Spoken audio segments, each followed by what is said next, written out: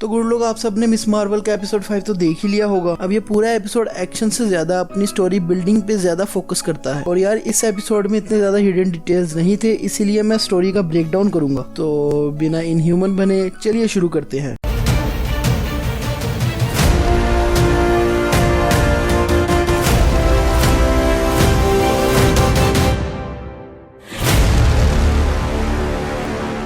तो एपिसोड के स्टार्ट में हमें मार्वल का ब्लैक एंड व्हाइट लोगो दिखाया जाता है, जिससे हमें पता चल जाता है कि हमें पास्ट की कोई स्टोरी दिखेगी। और हमें यहीं पे नेहरू की स्पीच भी देखने को मिलती है। अब इसके बाद हमें 1947 से 1942 में लेके आया जाता है। फिर इसके बाद हमें फर्स्ट लुक मिलता है फवाद खान का, जिसका मैं इम्पेशेंटली वेट कर रहा था, जिनका नाम इस सीरीज में हसन है। अब इस पूरे एपिसोड में उनकी एक्टिंग से मुझे पता लग गया कि इन्होंने बहुत ही इम्प्रेसिव वे में इस कैरेक्टर को प्ले किया है। और यहीं पे आयशा हसन को देखती है। इसके बाद हमें पता चलता है कि आयशा और हसन की एक बेटी होती है, जिसका नाम सना रखा जाता है। वैसे अगर मैं आप लोगों को एक फैक्ट बताऊं, इस बच्ची का नाम सना इसलिए दिया गया क्योंकि मिस मार्वल की क्रिएटर का नाम भी सना अमानत है, जिन्होंने कॉमिक बुक्स के लिए इस कैरेक्टर को क्रिएट किया था। और यहाँ पे जो आयशा का लुक दिखाया गया है, तो एपिसोड 3 में सेम इसी लुक में आयशा की ड्राइंग बनाई गई थी। इसके बाद नजमा आयशा को ढूंढते हुए उस तक पहुंच जाती है और उसको वापस जाने के लिए कहती है। और नजमा एक दिन में आयशा को बैंगल वापस लाने का मौका देती है। और अगले ही दिन आयशा, सना और हसन पाकिस्तान के लिए रवाना होने वाली ट्रेन की तरफ भागते हैं। और निकलने से पहले आयशा अपनी बैंगल को सना को दे देती है। इसके बाद आयशा हसन को भी रिवील कर देती है कि आखिर में वो है क्या। अब इसके बाद हमें पूरी पार्टीशन का सीन देखने को मिलता है, जहाँ लोग बहुत ही मुश्किलों से अपना सामान उठाए अपने अपने वतन की तरफ जा रहे हैं। अब देखो, हर स्टोरी पे हर इंसान का अपना कोई ना कोई पर्सपेक्टिव होता है। फॉर एग्जाम्पल, जिस तरह ब्रिटिशर्स ने बड़े सगीर पर 200 साल तक रूल किया, अब इंडिया और पाकिस्तान के पर्सपेक्टिव से देखें तो इन्हीं ब्रिटिशर्स ने इन्हें बहुत लूटा और बहुत जुल्म किए, प्लस ये लोग सबको दबा के रखते थे। लेकिन वहीं अगर ब्रिटिश के पर्सपेक्टिव से देखें तो उनके अकॉर्डिंगली उन्होंने बड़े सगीर को सिविलाइज्ड किया था। तो इन दी एंड वही आता है कि आपको आपकी हिस्ट्री किस तरह से बताई गई है, I mean, किस तरह से पोर्ट्रे की गई है। और यार वैसे भी सब जानते हैं कि पार्टीशन के टाइम पे दोनों साइड पे बहुत बुरा हाल था। दोनों साइड के लोगों ने सफर किया था और दोनों साइड के लोग ही विक्टिम थे। खैर, इसके बाद हमें दिखाया जाता है कि आयशा सना और हसन को छोड़कर नजमा को समझाने जाती है। लेकिन नजमा को लगता है कि आयशा उन सबको धोखा दे रही है और वो उसको मारकर चली जाती है। और वहीं दूसरी तरफ हसन से सना अलग हो जाती है। और यही आयशा अपने नूर का यूज करती है और वो बोलती है, what you seek is seeking you. वही एग्जैक्ट सेम लाइन जो उस बैंगल पे लिखा था। और इसके फौरन बाद वो बैंगल एक्टिवेट हो जाता है और इसी एग्जैक्ट मोमेंट पे कमाला टाइम ट्रेवल करके यहाँ आ जाती है। और जो स्टोरी उसकी नानी उसको बताती रहती थी वही सब कुछ होता है। और हम सबको रिवील होता है कि कमाला ने ही अपनी नानी का हेल्प किया था अपने फादर तक पहुंचने के लिए। बट हाँ, यहाँ पे उसी तरह का टाइम ट्रेवल दिखाया गया जो हम बचपन से देखते आ रहे हैं। मतलब जिस चीज को आप रोकने जाओगे आप खुद उसकी वजह बन जाओगे। सिंस एंड गेम में पहले से ही टाइम ट्रेवलिंग के रूल्स डिफाइंड है। I mean, changing the past does not affect the future. It creates a new timeline. अब ये श्योर नहीं है कि कमाला ने टाइम ट्रैवलिंग करके कोई न्यू टाइमलाइन क्रिएट की है कि नहीं। इसके बाद अपनी नानी को बचाते ही कमाला क्लैंडस्टाइन के सामने आ जाती है और वो देखती है कि न्यू डिमेंशन का पोर्टल ओपन हो चुका है। और जो भी वहाँ पर जाने की कोशिश करता है वो जलकर राख हो जाता है। और भाई लोग, क्या था ये VFX, मुझे तो पर्सनली बहुत अजीब लगा। और मेरे ख्याल से लोग इसलिए वापस नहीं जा पा रहे क्योंकि एपिसोड 3 में ये रिवील हुआ था कि इसके लिए दोनों बैंगल्स का होना जरूरी है। और इसके बाद कमाला अपनी स्पीच से नजमा को अपनी सैक्रिफाइस करने पर मजबूर कर देती है और वो अपना नूर कामरान को ट्रांसफर कर देती है और वो पोर्टल क्लोज कर देती है। अब यार मुझे यहाँ पे एक चीज समझ नहीं आ रही कि कॉमिक्स में कमाला को अपनी पावर टेरिजन मिस्ट के इन्फ्लुएंस में आकर मिलती है और वो उसके बाद इनह्यूमन बन जाती है। और सेम रीजन के चलते कामरान भी इनह्यूमन होता है। और इस एपिसोड में भी हमें यही दिखाया गया है कि कामरान भी टेरिजन मिस्ट, या मैं यूं कहूँ कि उस नूर के इन्फ्लुएंस में आके इनह्यूमन बन गया है, यानी उसके पास उसी तरह की पावर्स आ गई हैं। लेकिन मुझे डिसअपॉइंटमेंट इस चीज से हुई कि इस पूरे एपिसोड इवन के पूरी सीरीज में इनह्यूमन का एक लफ्ज भी सुनने को नहीं मिला। खैर, इसके बाद कमाला की माँ और उसकी नानी दोनों पहुंच जाते हैं उसका आईफोन ट्रैक करके। और उसकी माँ को भी रियलाइज होता है कि उसकी नानी जो कुछ भी बोलती थी सब सच था। खैर, इसके बाद वो अपनी बेटी को न्यू पावर्स के साथ एक्सेप्ट कर लेती है। और यहाँ पे एक छोटा सा डिटेल था कि अगर आप गौर करें कि कमाला का जो लॉकेट टूटा था वो एग्जैक्ट अपने मिस मार्वल के सिंबल की तरह है, क्योंकि यही सिंबल उसके कॉमिक एक्यूरेट सूट पे भी है। फिर इसके बाद उन तीनों का एक फैमिली मोमेंट दिखाया गया जो सबसे मुझे बेस्ट लगा इस एपिसोड में। चलो अब इस एपिसोड की एंडिंग पे आते हैं। तो कामरान ब्रूनो के पास आता है एंड सिंस कामरान के पास अब सुपर पावर्स हैं जस्ट लाइक कमाला, तो कॉमिक्स में भी कामरान कमाला की तरह एक इनह्यूमन था, बट इस शो में उसे जिन दिखाया गया है। बट वहाँ पे इसकी पावर्स को एक्टिवेट टेरिजन मिस्ट ने किया था, लेकिन यहाँ पे उसे नूर बोला गया है। तो हाँ, नजमा के नूर से अब कामरान के पावर्स भी एक्टिवेट हो चुके हैं। और इसके बाद हमें यहाँ वही टोनी स्टार्क का एडिट यानी वो ड्रोन देखने को मिलता है। फिर कामरान ड्रोन पर अपने पावर्स से अटैक करता है, जो पावर्स मुझे कमाला खान की तरह के ही लग रहे हैं। लेकिन इस पावर्स को यूज करने के लिए वो किसी बैंगल का यूज नहीं कर रहा, वो उसके पावर्स अपने हैं। और इसी के बाद ये एपिसोड एक और क्लिफ हैंगर पे खत्म हो जाता है कि लास्ट एपिसोड में हमें क्या दिखाया जाएगा। खैर ये था मेरा ब्रेकडाउन एपिसोड 5 को लेकर। अगर आपको वीडियो पसंद आई तो इसको लाइक करें और इसी तरह का मजीद कंटेंट देखना चाहते हैं तो मेरे चैनल को सब्सक्राइब कर दें। तो चलो दोस्तों, मिलते हैं नेक्स्ट वीडियो में। पाकिस्तान जिंदाबाद।